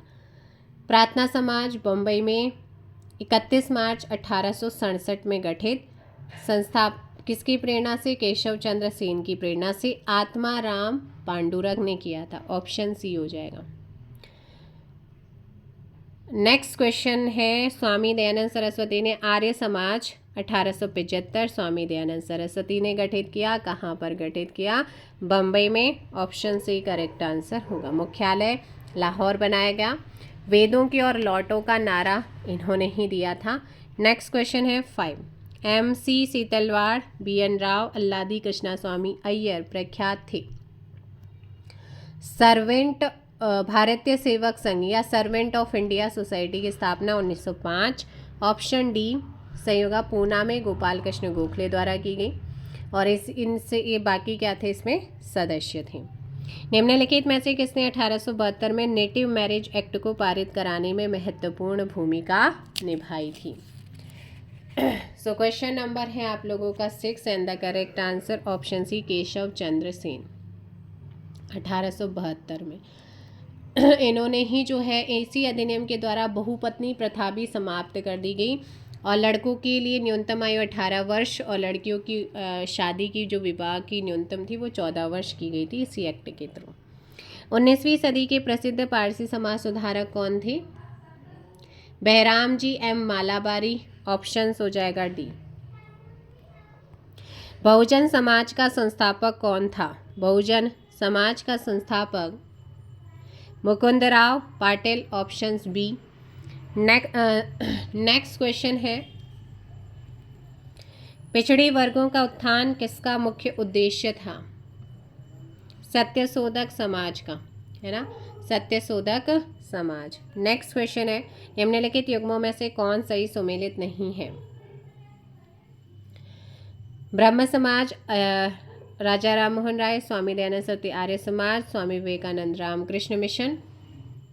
ब्रह्म समाज 20 अगस्त 1828, प्रार्थना समाज 1867, और सरस्वती में जो दयानंद सरस्वती ने आर्य समाज 1875, रामकृष्ण मिशन 1896 से 1897 के बीच में। अब जो महादेव गोविंद रनाडे थियोसॉफिकल सोसाइटी, इनसे रिलेटेड नहीं है, बल्कि महादेव गोविंद रनाडे यहाँ पर गलत है। ऑप्शन हो जाएगा डी। नेक्स्ट है, निम्नलिखित में से कौन सा एक सही सुमेलित है? तो यहाँ पर अगर हम बात करते हैं भाई, रनाडे के शिष्य हुए करते थे गोपाल कृष्ण गोखले। इन्होंने 1905 में सर्वेंट ऑफ इंडिया सोसाइटी का गठन किया, तो यहाँ पर ये सही है। देवेंद्रनाथ टैगोर ने 1839 में तत्वबोधिनी देवेंद्रनाथ टैगोर आ जाएगा। भारतीय ब्रह्म समाज 1828, राजा राम मोहन राय। सत्यशोधक समाज 1875, ज्योतिबा फुले। नेक्स्ट है, शारदा अधिनियम के अंतर्गत लड़कियों एवं लड़कों के विवाह की न्यूनतम आयु क्रमशः कितने निर्धारित हुई थी? तो 1929 में बाल विवाह निरोध अधिनियम, शारदा अधिनियम एक्ट पास हुआ। इसके तहत लड़कियों की न्यूनतम आयु 14, लड़कों की 18। ऑप्शंस बी यहाँ पर सही होगा। 1891 में ब्रिटिश सरकार ने एज ऑफ कंसेंट एक्ट भी पारित किया। इस अधिनियम के अकॉर्डिंग 12 वर्ष से कम आयु की कन्याओं के विवाह पर प्रतिबंध लगाएगा। निम्न में से किस वर्ग को सर्वप्रथम पश्चिमी सभ्यता ने प्रभावित किया है? शिक्षित मध्यम वर्ग को किसने कहा था, यदि भगवान अस्पृश्यता को सहन करते हैं तो मैं उन्हें कभी भगवान नहीं मानूंगा? बाल गंगाधर तिलक ने कहा था। नेक्स्ट क्वेश्चन, थियोसॉफिकल सोसाइटी की स्थापना किसने करी थी? 1875 में न्यूयॉर्क में एक रूसी महिला थी बुलास्की, और अमेरिकी सैनिक अधिकारी कर्नल ऑलकॉट के द्वारा गठित किया गया। इसके अलावा इस, है ना, और इसके संस्थापक भारत में जनवरी 1879 में पहुंचे और 1882 में मद्रास के पास अड़ियार में सोसाइटी का मुख्यालय गठित किया था। 19वीं शताब्दी के उत्तरार्ध में नव हिंदूवाद के सर्वश्रेष्ठ प्रतिनिधि कौन थे? स्वामी विवेकानंद थे। कौन थे? स्वामी विवेकानंद। एक इम्पॉर्टेंट क्वेश्चन, 1893 में शिकागो गए थे, जहां उन्होंने विश्व धम्म संसद, वर्ल्ड पार्लियामेंट ऑफ रिलीजन में भारत की ओर से सनातन धर्म की व्याख्या करी थी। अगला क्वेश्चन है, महाराष्ट्र के किस समाज सुधारक को लोकहितवादी कहा जाता है? गोपाल हरि देशमुख को। किसको?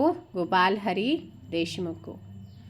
नेक्स्ट क्वेश्चन है यहाँ पर, कलकत्ता के सुप्रसिद्ध प्रेसिडेंसी कॉलेज पूर्व हिंदू कॉलेज की स्थापना किसने की? 1870 में 17 में कलकत्ता के सुप्रसिद्ध presidency college Hindu college Raja Rammohan Roy के प्रयास से गठित हुआ, और 1854 में ये कॉलेज प्रेसिडेंसी महाविद्यालय बना था। नेक्स्ट क्वेश्चन है 19, रामकृष्ण मिशन की स्थापना किसने की थी? तो रामकृष्ण मिशन की स्थापना 1896-97 में स्वामी विवेकानंद ने करी थी। नरेंद्र नाथ दत्त इनका मूल नाम है। कलकत्ता के पास इन्होंने इसको गठित किया था। नेक्स्ट क्वेश्चन, और हाँ, 1899 में अल्मोड़ा के मायावती नामक स्थान पर वेल्लूर मठ की एक शाखा अद्वैत मठ की स्थापना भी की गई थी। नेक्स्ट क्वेश्चन है 20, राजा राममोहन राय द्वारा स्थापित प्रथम संस्था कौन सी थी? तो ये थी 1814-15 में कलकत्ता में आत्मीय सभा इन्होंने गठित की, जिसका उद्देश्य एकेश्वरवाद की मत का प्रचार करना, दर्शन और सामाजिक सुधार पर चर्चा करना। 1823 में निष्क्रिय हो गई, और 1839 में देवेंद्रनाथ टैगोर ने राजा राममोहन राय के विचार के प्रसार के लिए एक तत्वबोधिनी सभा का गठन भी किया था, है ना। अब आते हैं हम राष्ट्रीय आंदोलनों पर, जल्दी से कमेंट कीजिएगा। भारतीय राष्ट्रीय कांग्रेस की स्थापना कब हुई थी? सो ध्यान रखिएगा, भारतीय राष्ट्रीय कांग्रेस की स्थापना 28 दिसंबर 1885 को हुई थी, है ना। बम्बई के ग्वालियर टैंक स्थित गोकुलदास तेजपाल संस्कृत कॉलेज में 72 प्रतिनिधियों ने भाग लिया था। अध्यक्षता व्योमेश चंद्र बैनर्जी ने करी। A.O. ह्यूम के द्वारा इसको गठित किया गया, ठीक है, चलेगा। नामकरण इसमें जो आपका हुआ है वो है दादा भाई नौरोजी के प्रयास से। नेक्स्ट है, निम्नलिखित में से किसे भारतीय अशांति के जनक के रूप में जाना जाता है? बहुत ही महत्वपूर्ण है। ऑप्शन सी लोकमान्य तिलक, बाल गंगाधर तिलक। सर वैलेंटाइन सिरोल था, उसी ने ही इनको क्या कहा है, भारत में अशांति का जन्मदाता। और इसी के विषय पर तिलक ने सिरोल पर मानहानि का मुकदमा किया, जिसमें वे हार जाते हैं। और 1893 में गणेश उत्सव और 1895 में शिवाजी उत्सव, दोनों ही क्वेश्चन आपके एग्जाम्स में पूछे हुए। इसकी शुरुआत भी किसने करी थी? बाल गंगाधर तिलक ने ही करी थी। शेरे पंजाब के नाम से इनमें से कौन मशहूर थे? लाला लाजपत राय। शेरे पंजाब और पंजाब केसरी के नाम से जाना जाता था इनको, है ना। और गरम दल के नेता थे भारतीय कांग्रेस में। 1906 में क्रांतिकारी आंदोलन का प्रसार हुआ। चलिए नेक्स्ट क्वेश्चन, अंग्रेज के एक अधिवेशन में गवर्नर ने भाग लिया, उक्त गवर्नर तथा अधिवेशन स्थल निम्न में से कौन सा था? Lord Willingdon, Bombay 1815। भारतीय राष्ट्रीय कांग्रेस का 31वां सेशन लॉर्ड विलिंगटन ने पार्टिसिपेट किया। इस अधिवेशन का आयोजन 1915 में बम्बई में किया गया। इस समय वह बम्बई का गवर्नर था। 1931 से 36 तक भारत के गवर्नर जनरल वाइसराय के रूप में काम किया।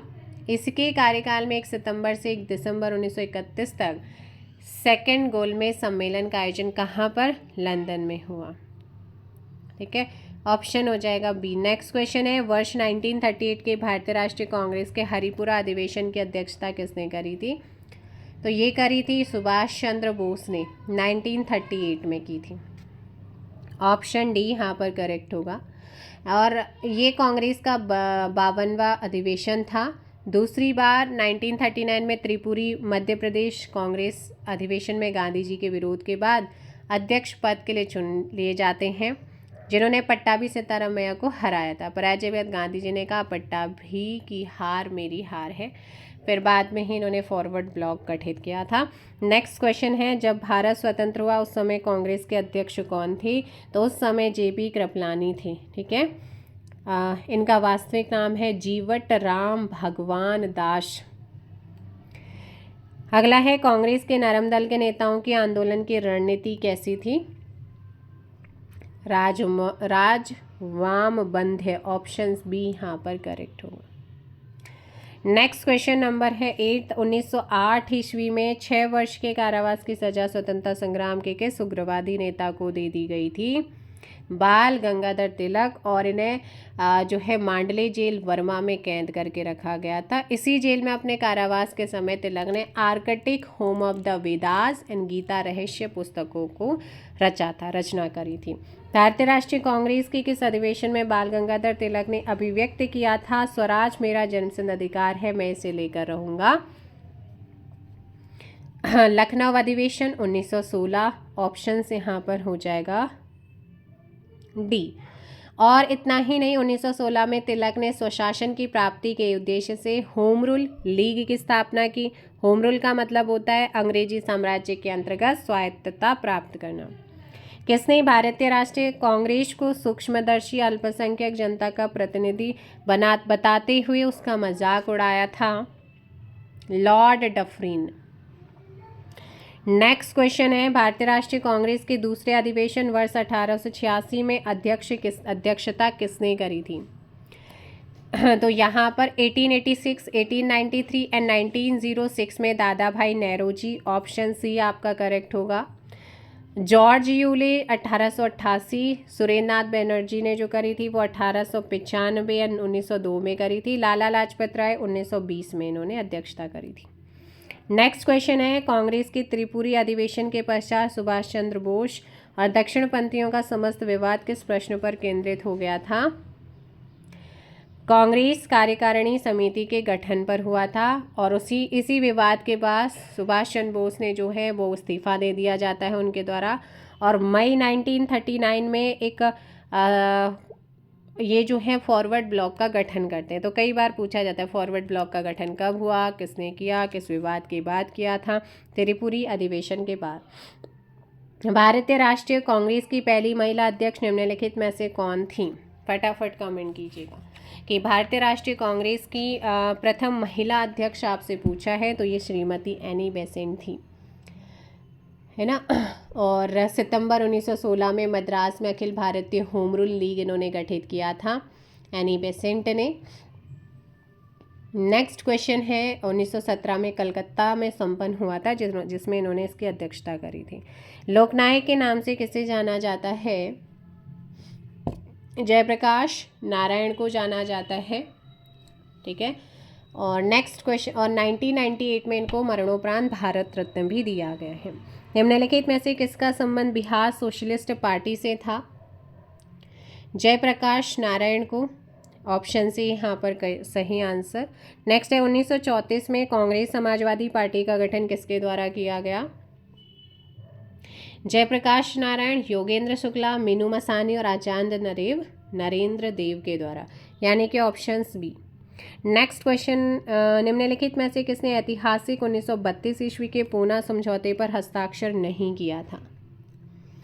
26 सितंबर 1932 पूना समझौता डॉक्टर अंबेडकर दलित वर्ग की ओर से, पंडित मदन मोहन मालवीय हिंदू जाति की ओर से हस्ताक्षर किए। इस समझौते के अंतर्गत अंबेडकर ने हरिजनों के पृथक प्रतिनिधित्व की मांग को वापस ले लिया, संयुक्त निर्वाचन के सिद्धांत को एक्सेप्ट किया था। यहाँ पर ऑप्शन डी हो जाएगा, एम के गांधी। पूना समझौता का संबंध था, तो पूना समझौता का संबंध किससे था? ये महात्मा गांधी और डॉक्टर भीमराव अंबेडकर के मध्य 24 सितंबर 1932 को हुआ। इसका उद्देश्य दलित वर्ग को प्रांतीय विधानमंडल में प्रतिनिधित्व प्रदान, यानी कि संवैधानिक प्रगति। अखिल भारतीय दलित वर्ग का संघ स्थापित किया गया था किसके द्वारा? Option A, doctor BR Ambedkar के द्वारा 1920 में, all India depressed class federation. इसके अतिरिक्त उन्होंने स्वर्ण हिंदुओं और अछूतों में सामाजिक समानता के सिद्धांत के प्रचार हेतु समाज समता संघ की स्थापना भी की है। महात्मा गांधी ने प्रथम आमरण अनशन कब प्रारंभ किया था? तो इन्होंने कम्युनल अवार्ड के समय में तत्कालीन ब्रिटिश प्रधानमंत्री रैमजे मैकडोनाल्ड की सांप्रदायिक पंचायत जो 16 अगस्त 1932 के द्वारा मुसलमान और सिखों के अतिरिक्त अब दलित को भी अल्पसंख्यक का दर्जा प्रदान किया गया। अंबेडकर जी समर्थन करते हैं। गांधी जी ने इस पंचायत के विरुद्ध 20 सितंबर 1932 को यरवदा सेंट्रल जेल में पहला आमरण अनशन शुरू किया। मदन मोहन मालवीय के प्रयास से पूना में गांधी अंबेडकर के बीच एक समझौता हुआ जिसे पूना समझौता के नाम से जानते हैं। तो यह है कम्युनल अवार्ड, है ना। कौन सा है? कम्युनल अवार्ड, सांप्रदायिक पंचायत। अगला क्वेश्चन यहाँ पर है बंग भंग। अब आते हैं बंगाल विभाजन और स्वदेशी आंदोलन। बंग भंग विरोधी यानी कि स्वदेशी आंदोलन का प्रारंभ कब हुआ था? वायसराय लॉर्ड कर्जन ने 20 जुलाई 1905 को बंगाल विभाजन की घोषणा की। ऑप्शन एक सेकंड, अभी कंटिन्यू करते हैं। उसके बाद घोषणा होती है 20 जुलाई 1905 को। उसके बाद 16 अक्टूबर 1905 से लागू होना था। इसी निर्णय के विरोध में 7 अगस्त 1905 को कलकत्ता के टाउन हॉल में एक बहिष्कार प्रस्ताव पारित हुआ, स्वदेशी आंदोलन की घोषणा की। और 16 अक्टूबर 1905 जिस दिन बंगाल विभाजन का निर्णय लागू हुआ, पूरे बंगाल में राष्ट्रीय शोक दिवस कब मनाया गया? 16 अक्टूबर को। और ये जो हमने शुरू किया था वो 7 अगस्त 1905 को किया, क्योंकि इस दिन घोषणा हुई, इस दिन ये लागू होना था और इस दिन हमने शुरुआत करी। तो उससे पहले हमने शुरुआत करी थी, लागू होने से पहले, नेक्स्ट क्वेश्चन ऑप्शन बी हो जाएगा, बंगाल का विभाजन मुख्यतः किया गया था बंगाली राष्ट्रवाद को दुर्बल करने के लिए। ऑप्शन सी यहाँ पर करेक्ट आंसर होगा। नेक्स्ट क्वेश्चन नंबर है थर्ड, 1905 में बंगाल विभाजन किस वायसराय ने किया था? लॉर्ड कर्जन ने किया था। किसने करा? लॉर्ड कर्जन, यहाँ पर ध्यान रखिए। नेक्स्ट है, बंगाल के विभाजन के समय बंगाल का लेफ्टिनेंट गवर्नर कौन था? Sir Andrew Fraser. कौन था? सर एंड्रयू फ्रेजर था। नेक्स्ट क्वेश्चन है कि स्वदेशी आंदोलन के प्रारंभ का तात्कालिक कारण क्या रहा था? तो तात्कालिक कारण वही था कि बंगाल विभाजन। Option C. नेक्स्ट क्वेश्चन है, मद्रास में स्वदेशी आंदोलन का नेतृत्व किसने किया था? चिदम्बरम पिल्ले ने किया था। नेक्स्ट क्वेश्चन नंबर 7, बंगाल में ब्रिटेन की वस्तुओं के बहिष्कार का सुझाव सर्वप्रथम किसने दिया था? तो बंगाल में ब्रिटेन की वस्तुओं के बहिष्कार का जो सुझाव दिया था वो दिया था कृष्ण कुमार मित्र ने दिया था। ठीक है, कृष्ण कुमार मित्र। विदेशी पत्रकार H.W. नेविसन जुड़े हुए थे सविनय अवज्ञा आंदोलन से। सविनय आंदोलन से, स्वदेशी आंदोलन से। Option C. भारत की प्राचीन कला परंपराओं को पुनर्जीवित करने के लिए Indian society of oriental art की स्थापना की थी अवनींद्र नाथ टैगोर ने करी 1907। ठीक है, चलेगा। नेक्स्ट क्वेश्चन, स्वदेशी और बहिष्कार सर्वप्रथम किस घटना के दौरान संघर्ष की विधि के रूप में अपनाए गए थे? बंगाल विभाजन 1905 के विरोध में। नेक्स्ट, और हाँ, इसी समय क्या हुआ था? इस आंदोलन के, स्वदेशी आंदोलन के समय लोगों का आंदोलन के प्रति समर्थन एकत्र करने में स्वदेश बांधव समिति की महत्वपूर्ण भूमिका रही और स्वदेश बांधव समिति का गठन अश्विनी कुमार दत्त ने किया था। नेक्स्ट है, स्वदेशी आंदोलन के संबंध में निम्न में से कौन सा कथन सही है? तो यहाँ पर कुछ विशिष्ट मुसलमान आंदोलन में शामिल हुए, स्त्रियों ने आंदोलन में सक्रिय भागीदारी की, आंदोलन ने बंगाल के किसानों को ना तो अधिक प्रभावित किया ना ही उसमें शामिल हुए। यह बंगाल तक ही सीमित था, तो ये बंगाल तक सीमित नहीं था।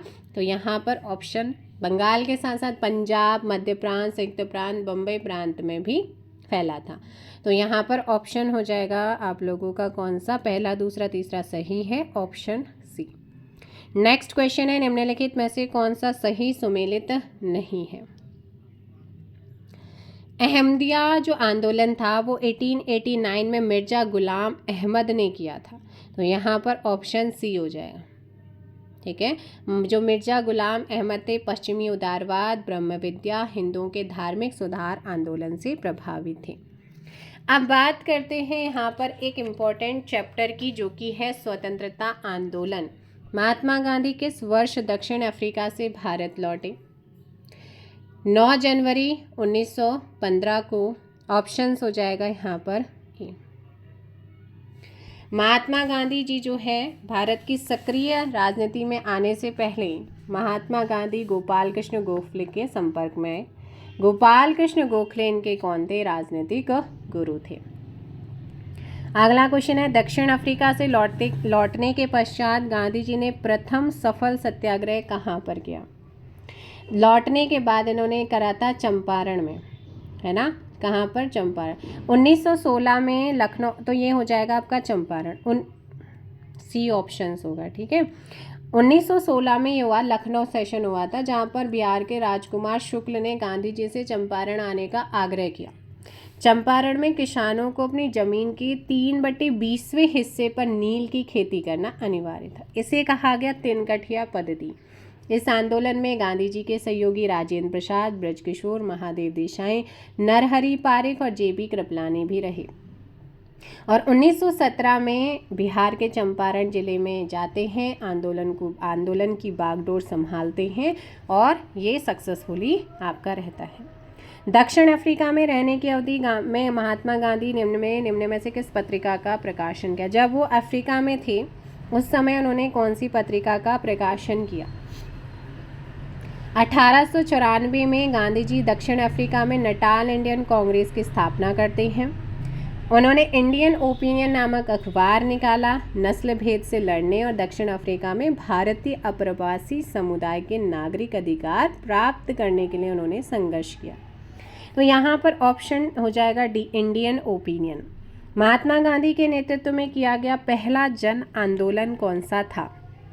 तो ये था आपका जन आंदोलन असहयोग आंदोलन। गांधी जी के नेतृत्व में पहला जन आंदोलन माना जाता है। ये था जलियांवाला बाग हत्याकांड और रोलेट एक्ट के विरोध 1920-22 में चलाया गया। ठीक है, ऑप्शन हो जाएगा ए यहाँ पर। नेक्स्ट क्वेश्चन है, निम्नलिखित घटनाएं किस कालक्रम में घटित हुई हैं? देखो, जो हम बात करते हैं यहाँ पर सबसे पहले चंपारण 1917, जलियांवाला बाग 13 अप्रैल 1919। ठीक है, और वहीं हम बात करते हैं जलियांवाला, उससे पहले रोलेट एक्ट की घटना हुई थी और चोरी चोरा 1922 में घटित हुआ। तो सबसे पहले जो घटना, तो यहाँ पर सबसे पहले घटित हुआ है चंपारण 1917, उसके बाद रोलेट एक्ट हुआ था, उसके बाद आपका जलियांवाला बाग हुआ, फिर आपका चोरी चोरा इंसिडेंट हुआ है। ऑप्शन सी यहाँ पर सही होगा। नेक्स्ट क्वेश्चन है, चोरी चोरा कांड की वास्तविक तिथि क्या थी? बहुत ही महत्वपूर्ण। चोरी चोरा उत्तर प्रदेश में गोरखपुर के समीप एक कस्बा, जहां 5 फरवरी 1922, ऑप्शन सी करेक्ट होगा। 5 फरवरी 1922 भारतीय क्रांतिकारी ने ब्रिटिश सरकार की एक पुलिस चौकी को आग के हवाले किया, जबकि यह असहयोग था, बिना हिंसा किए करना था, जिसमें 22 पुलिसकर्मियों की मृत्यु हो जाती है और इसी को चोरी चोरा घटना के नाम से जाना। इसी के बाद 12 फरवरी 1922 में बारदोली में हुई कांग्रेस की बैठक में असहयोग आंदोलन वापस ले लिया जाता है। इसी से नाराज होकर चित्तरंजन दास जो हैं वो किस पार्टी का गठन करते हैं? फटाफट कमेंट करो। निम्नलिखित में से किसने 1920 के नागपुर के भारतीय राष्ट्रीय कांग्रेस के अधिवेशन में असहयोग आंदोलन के प्रस्ताव को प्रस्तावित किया? CR दास। ऑप्शन क्या हो जाएंगे यहाँ पर? करेक्ट आंसर होगा। नेक्स्ट क्वेश्चन है, स्वराज पार्टी का गठन किया था इन्होंने, CR दास। स्वराज पार्टी का गठन किसकी असफलता के बाद हुआ था? 1 जनवरी 1923 इलाहाबाद, स्वराज पार्टी का गठन, अध्यक्ष CR दास और महासचिव मोतीलाल नेहरू। तो यहाँ पर असहयोग आंदोलन की असफलता के बाद। नेक्स्ट है, निम्नलिखित में से इस खिलाफत आंदोलन का परिणाम क्या था? खिलाफत का परिणाम हिंदू मुस्लिम मतभेदों में कमी आई थी, एकता का प्रतीक माना जाता है इसको। निम्नलिखित में से कौन देशबंधु के नाम से प्रसिद्ध है?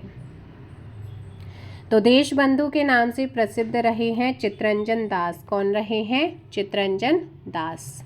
नेक्स्ट क्वेश्चन है यहाँ पर, अखिल भारतीय खिलाफत सम्मेलन 1919 का अध्यक्ष किसको चुना गया था? 23 नवंबर 1919 दिल्ली में अखिल भारतीय खिलाफत कमेटी का अधिवेशन हुआ। गांधी जी को इसका अध्यक्ष चुना जाता है। ऑप्शन सी यहाँ पर सही आंसर होगा। और इस आंदोलन का जो श्रेय जाता है वो अली बंधु, मौलाना मोहम्मद अली और शौकत अली को दिया जाता है। नेहरू रिपोर्ट किसने तैयार की थी? तो नेहरू रिपोर्ट 1928 में किसने तैयार की थी ये बताइएगा? मोतीलाल नेहरू इसके अध्यक्ष थे। तो यहाँ पर आपका आंसर आएगा ML नेहरू। पूर्ण स्वराज संकल्प को भारतीय राष्ट्रीय कांग्रेस के लाहौर अधिवेशन में किसने प्रस्तुत किया था? 1929 में। बहुत ही महत्वपूर्ण है।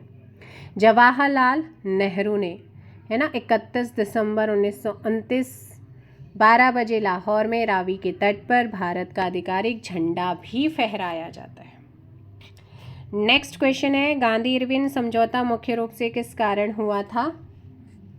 5 मार्च 1931 गांधी इरविन मध्य उनके बीच में एक समझौता हुआ। इसे दिल्ली पैक्ट के नाम से जानते हैं। इसका प्रारूप इबर्ट इमर्सन ने तैयार किया था। ऑप्शन ए, गोलमेज सम्मेलन में कांग्रेस की भागीदारी सहज करने के लिए। सविनय अवज्ञा आंदोलन एक स्थगित भी करना पड़ा था इसमें जाने के लिए। और कांग्रेस सेकंड गोलमेज सम्मेलन में भाग लेने के लिए तैयार भी हुई थी। अगला क्वेश्चन है, क्रांतिकारियों के गुप्त संगठन अभिनव भारत का गठन किसने किया? बहुत ही इंपॉर्टेंट, अभिनव भारत का वीडी सावरकर, विनायक दामोदर सावरकर 1902 में मित्र मेला ही वर्ष 1904 में एक गुप्त सभा अभिनव भारत में परिवर्तित हुई। वीडी सावरकर पर लाहौर संयंत्र केस का मुकदमा भी चलाया गया।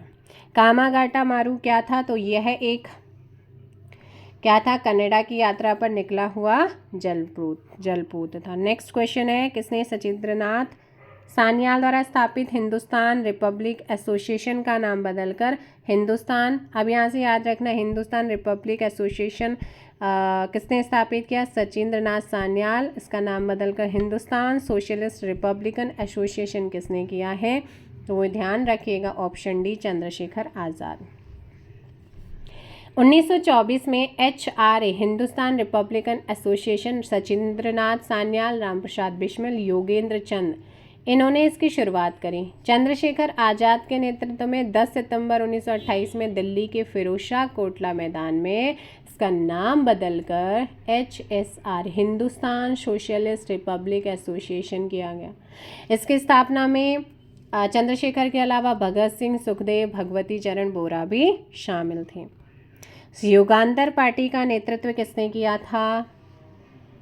युगांतर पार्टी का नेतृत्व जतीन्द्रनाथ मुखर्जी ने किया था। नेक्स्ट क्वेश्चन, मुजफ्फरपुर में किंग्सफोर्ड की हत्या का प्रयास कब किया गया था? 30 अप्रैल 1908, ऑप्शन ए। किंग्सफोर्ड की गाड़ी पर प्रफुल्ल चाकी और खुदीराम बोस ने उस समय बम फेंका जब वो यूरोपीय क्लब से बाहर निकले। लेकिन इसमें सबसे बड़ी प्रॉब्लम है कि राष्ट्रीय आंदोलन में सहानुभूति रखने वाले मिस्टर कैनेडी की पत्नी और उनकी बेटी मारी जाती, क्योंकि वही थी। प्रफुल्ल चाकी ने पकड़े जाने के भय से आत्महत्या कर ली जाती है, और जो खुदीराम बोस हैं इनको 11 मई 1908 को 19 वर्ष की आयु में फांसी दे दी जाती है। तो सबसे कम उम्र में शहीद होने वाला जो क्रांतिकारी था वो खुदीराम बोस थे। लाहौर संयंत्र कांड में निम्नलिखित में से किस क्रांतिकारी को फांसी नहीं हुई थी? तो लाहौर का जो संयंत्र केस है उसके तहत गवर्नर जनरल द्वारा गठित विशेष ट्रिब्यूनल ने 14 फरवरी 1931 में भगत सिंह, राजगुरु और सुखदेव को BRS भगत सिंह, राजगुरु, सुखदेव को फांसी की सज़ा सुनाई। 23 मार्च 1931 को इनको फांसी दी, लेकिन बट्टुकेश्वर दत्त को काला पानी की सज़ा देकर सेलुलर जेल अंडमान भेज दिया गया। अगला क्वेश्चन है, स्वतंत्रता आंदोलन की क्रांतिकारी आतंकवादियों का पहला महत्वपूर्ण साहसिक कार्य बर्रा डकैती का स्थान कहाँ था? तो ये 1908 में इस डकैती को अंजाम दिया था, ऑप्शन सी, पूर्वी बंगाल में। इन्होंने भारत की स्वतंत्रता के लिए ढाका अनुशीलन समिति नामक क्रांतिकारी संगठन भी बनाया था। वारिंद्र कुमार घोष के क्रियाकलापों ने एक गुप्त क्रांतिकारी संगठन को बंगाल में जन्म दिया था, वो कौन सा था? Anushilan Samiti, option C. Next question number 23, निम्नलिखित सत्याग्रहों में से किसका नेतृत्व महात्मा गांधी जी ने नहीं किया था? उन्होंने बारदोली का नहीं किया था नेतृत्वकर्ता, क्योंकि सरदार वल्लभ भाई पटेल नेतृत्वकर्ता थे, और सरदार की उपाधि भी वहाँ की महिलाओं के द्वारा इनको दी गई। निम्नलिखित में से किस सत्याग्रह आंदोलन में गांधी जी ने प्रत्यक्ष रूप से भाग नहीं लिया? 1924-25 में हुआ था वाइकोम, है ना? तो ऑप्शन हो जाएगा सी। क्या हो जाएगा? Option C. नेक्स्ट क्वेश्चन है, जिया तरंग आंदोलन कहाँ प्रारंभ हुआ था? तो जिया तरंग हुआ था आपका मणिपुर में स्टार्ट हुआ, और इस आंदोलन में जनजातियों की सक्रिय भागीदारी। इस आंदोलन में यदुनाग को सरकार ने यदुनाग को सरकार ने 29 अगस्त 1931 को फांसी दे दी। उसके बाद इस आंदोलन का नेतृत्व नागा जनजाति की महिला गोडनिल ने किया। जवाहरलाल नेहरू ने गोडनिल को रानी की उपाधि दी थी। ऑप्शन क्या हो जाएगा? मणिपुर यहाँ पर करेक्ट आंसर होगा। नमक सत्याग्रह के समय गांधी जी के गिरफ्तार हो जाने के पश्चात आंदोलन के नेता के रूप में उनका स्थान किसने ले लिया था? अब्बास तैयब जी ने लिया था। ऑप्शन ए यहाँ पर सही होगा। गुजरात का grand old man Abbas Tyabji, यहाँ पर ध्यान रखना है। है ना। और क्योंकि नमक सत्याग्रह में गांधी जी को सोलापुर में उनको गिरफ्तार कर लिया जाता है। नेक्स्ट क्वेश्चन है कि आचार्य विनोबा भावे किस आंदोलन में भाग लेने के लिए पहली बार गिरफ्तार हुए थे? तो ये हुए थे सविनय अवज्ञा आंदोलन के समय। ऑप्शन हो जाएगा यहाँ पर सी। निम्नलिखित में से किस गोलमेज सम्मेलन में भारतीय राष्ट्रीय कांग्रेस के प्रतिनिधि के रूप में गांधी जी ने पहली बार भाग लिया था? सेकेंड गोलमेज सम्मेलन। यहाँ पर इंपॉर्टेंट क्वेश्चंस आप लोगों के सामने हैं। नेक्स्ट क्वेश्चन नंबर 29, भारत छोड़ो आंदोलन का नेतृत्व किसने किया था? 8 अगस्त 1942 भारत छोड़ो आंदोलन की शुरुआत अगस्त क्रांति के नाम से इसी को जाना जाता है क्योंकि अगस्त में हुई थी, महात्मा गांधी जी ने। भारत छोड़ो का नारा यूसुफ मेहर अली ने दिया। भारत छोड़ो आंदोलन को स्वतः स्फूर्त आंदोलन भी कहा जाता है। ठीक है।